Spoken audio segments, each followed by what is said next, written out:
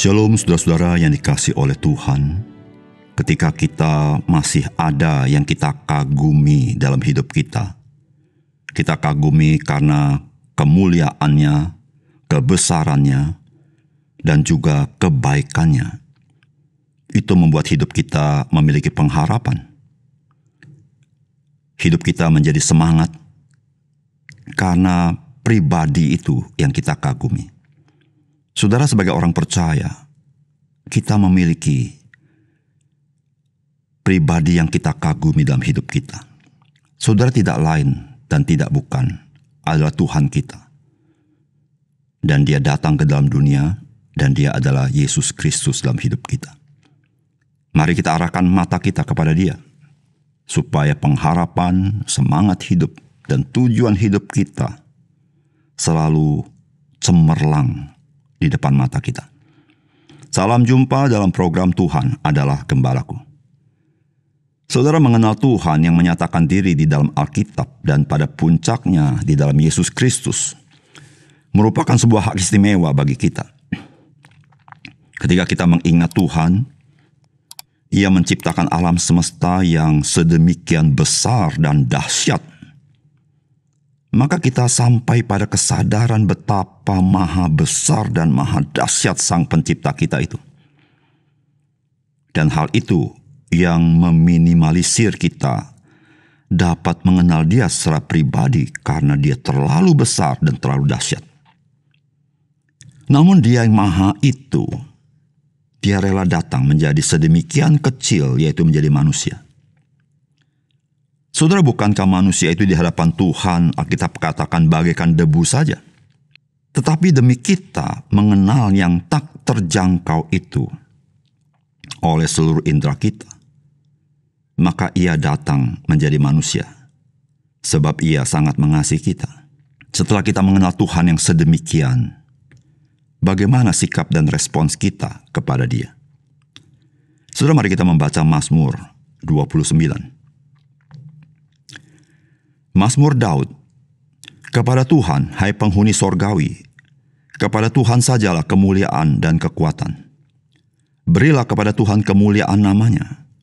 Sujudlah kepada Tuhan dengan berhiaskan kekudusan. Suara Tuhan di atas air, Allah yang mulia mengguntur, Tuhan di atas air yang besar. Suara Tuhan penuh kekuatan, suara Tuhan penuh semarak. Suara Tuhan mematahkan pohon aras. Bahkan Tuhan menumbangkan pohon aras Libanon. Ia membuat gunung Libanon melompat-lompat seperti anak lembu, dan gunung Sirion seperti anak banteng. Suara Tuhan menyemburkan nyala api. Suara Tuhan membuat padang gurun gemetar. Tuhan membuat padang gurun Kades gemetar. Suara Tuhan membuat beranak rusa betina yang mengandung, bahkan hutan digundulinya. Dan di dalam baitnya, setiap orang berseru, hormat. Tuhan bersemayam di atas air bah. Tuhan bersemayam sebagai Raja untuk selama-lamanya. Tuhan kiranya memberikan kekuatan kepada umatnya. Tuhan kiranya memberkati umatnya dengan sejahtera. Saudara yang dikasihi oleh Tuhan, saya percaya ajakan dari pemazmur merupakan ajakan yang kita pasti amini. Bukan saja ajakan ini merupakan sebuah ajakan yang patut, tetapi ajakan ini adalah ajakan dari kasih karunia Tuhan. Sebab selain Tuhan layak menerima sujud sembah kita, tetapi sujud menyembah Dia itu bisa terjadi semata-mata karena kasih karunia-Nya di dalam Yesus Kristus. Saudara, apakah pesan firman Tuhan bagi kita? Saudara, sujud menyembah kepada Tuhan merupakan sikap yang akan diperbuat oleh kita ketika kita masuk ke dalam pengenalan akan Tuhan yang maha dahsyat dan maha kuasa. Selain itu, sebagai orang percaya, kita sujud menyembah Tuhan juga sebab besar kasih-Nya kepada kita. Saudara, firman Tuhan berkata begini, kepada Tuhan, Hai penghuni sorgawi, kepada Tuhan sajalah kemuliaan dan kekuatan. Berilah kepada Tuhan kemuliaan namanya. Sujudlah kepada Tuhan dengan berhiaskan kekudusan. Saudara, pemazmur ingin membuat kita sadar siapakah Tuhan yang kita percaya.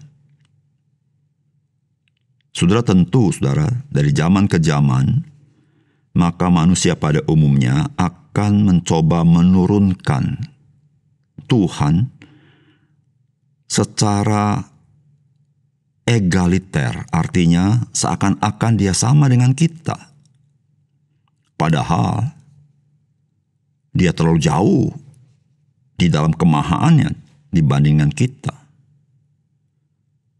Dan dalam pemazmur menggambarkan kebesaran dan kedahsyatan Tuhan. Maka dia memakai gambaran-gambaran apa yang dahsyat di muka bumi ini. Dia menggambarkan Tuhan jauh lebih dahsyat daripada lautan. Tuhan jauh lebih dahsyat daripada hutan Libanon, bahkan pohon aras yang adalah pohon yang paling kuat dan besar. Tuhan jauh lebih dahsyat daripada gurun. Dan saya percaya orang-orang Israel pada zaman itu sangat memahami kedahsyatan padang gurun. Tetapi Tuhan jauh lebih dahsyat daripada itu. Tuhan juga jauh lebih dahsyat daripada air bah. Saudara, ketika kita mendengar air bah, kita ingat bagaimana air bah meluluh lantakkan sendi-sendi kehidupan manusia. Saudara, disitulah saudara-saudara, pemazmur memberikan dorongan, mari kita memberikan kemuliaan kepada namanya. Mari kita sujud kepada Tuhan dengan berhiaskan kekudusan. Namun saudara, yang sangat menarik dari mazmur ini, di bagian terakhir pemazmur yang berbicara tentang kedahsyatan Tuhan yang menggentarkan itu, maka pemazmur memberitahukan betapa dia mengasihi umatnya. Betapa dia berjalan dengan umatnya, memberikan kekuatan kepada umatnya. Betapa Tuhan yang maha dahsyat itu, yang luar biasa itu, mau memberkati umatnya dengan sejahtera. Saudara, disitulah saudara-saudara, pemazmur mengajak, mari kita sujud menyembah kepada Dia yang mengasihi kita. Saudara, sebagai orang percaya, kita tidak punya alasan untuk tidak merendahkan diri dan sujud di hadapan Tuhan. Ketika kita menyadari siapa kita dan siapa Tuhan. Saudara, Alkitab mengatakan kita ini bagaikan debu. Kita ini bagaikan rumput, bunga rumput yang hari ini ada dan besok tiada. Tetapi saudara, Tuhan yang maha dahsyat dan maha besar itu, Dia datang menjadi manusia. Dialah Yesus Kristus. Saudara, Dia menjadi sama dengan kita karena Dia mencintai kita. Dia mau berjalan bersama kita. Maka kita berkata Dia disebut dengan Immanuel, Allah menyertai kita. Saudara, ketika kita sadar akan kasih begitu besar dari Tuhan yang maha besar dan maha dahsyat, saudara, sepatutnya lah kita merendahkan diri dan kita sujud menyembah kepada Dia, dan kita berkata, Soli Deo Gloria. Kemuliaan hanya kepada Tuhan. Saudara, ketika kita memiliki keinsafan yang seperti itu, saudara, kita adalah orang-orang yang bisa bersyukur kepada Tuhan. Karena pada saat seperti itulah saudara melihat hidup kita ini semata-mata kasih karunia Tuhan. Sehingga saudara, apapun yang kita alami, kita melihat selalu kebaikan Tuhan kepada kita. Saudara, mari kita menghayati semakin mengenal Tuhan kita. Dan semakin mengenal Tuhan kita, kita semakin mengenal kasih karunia-Nya. Mari kita berdoa. Bapa surga, terima kasih untuk firman Tuhan yang menolong kepada kami menghayati kedahsyatan Tuhan dan kemahabesaran Engkau. Tapi lebih daripada itu, kemahakasihan Engkau yang nyata dalam perbuatan-Mu ya Tuhan. Biarlah hati kami selalu menyadari itu, sehingga hati selalu bersyukur kepada Tuhan. Terima kasih Tuhan. Dalam nama Tuhan Yesus kami berdoa. Amin.